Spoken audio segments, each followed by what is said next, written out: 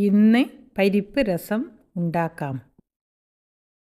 അതിനായി 3-4 വെളുത്തുള്ളിയും ഓരോ സ്പൂൺ മല്ലി, കുരുമുളക്, ജീരകം, 3-4 കായ്മുളകും ഇട്ട് നന്നായി പൊടിച്ചെടുക്കുക. ഇതിലേക്ക് ഒരു തക്കാളിയും കൂടി ഇട്ട് നന്നായി അരച്ചെടുക്കുക.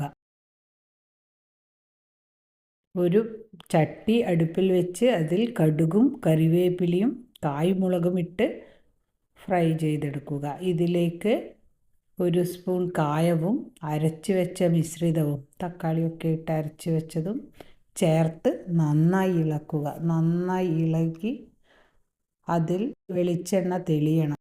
ഇതിലേക്ക് 1/4 ടീസ്പൂൺ മഞ്ഞളും 1/4 ടീസ്പൂൺ മുളകും ഇട്ട് ഒന്നുകൂടി നന്നായി ഇളക്കുക. ഇതിലേക്ക് ഞാൻ മുന്നേ കാണിച്ച പുളിയും ചേർത്ത് ഒന്ന് നന്നായി തിളപ്പിക്കുക. പുളി അത് അത്രയേ ആവശ്യമുള്ളൂ, ചെറിയൊരു പുളിയേ വേണ്ടൂ. പുളിയും ഇട്ട് തിളക്കുമ്പോൾ ഞാൻ 2 കപ്പ് വെള്ളം ഒഴിച്ചിട്ടുണ്ട്.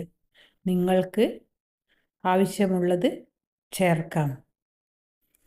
ഇത് തിളക്കുമ്പോൾ ഞാൻ കുറച്ച് പരിപ്പ് വേവിച്ച് വെച്ചിരുന്നു. കറിവേപ്പിലയും കായവും ഒക്കെ ഇട്ട് ഒരു വിസിലിൽ വേവിച്ച പരിപ്പാണ്, ചുവന്ന പരിപ്പാണിത്. അത് ചേർത്തിട്ടുണ്ട്. അത് ചേർത്താൽ നല്ല കൊഴുപ്പും ടേസ്റ്റും കൂടും. ഇനി ഇതിന് ഉപ്പോ പുളിയോ എന്തെങ്കിലും വേണമെങ്കിൽ ചേർക്കാം. കുറച്ച് മല്ലിയിലയും ചേർത്ത് വാങ്ങി വെക്കാം. ഇത് എല്ലാം അരച്ച് ചേർത്തതുകൊണ്ട് ഈ രസത്തിൽ ഒന്നും കളയാനില്ല, എല്ലാം അതിൽ ചേർന്നിട്ടുണ്ടാകും.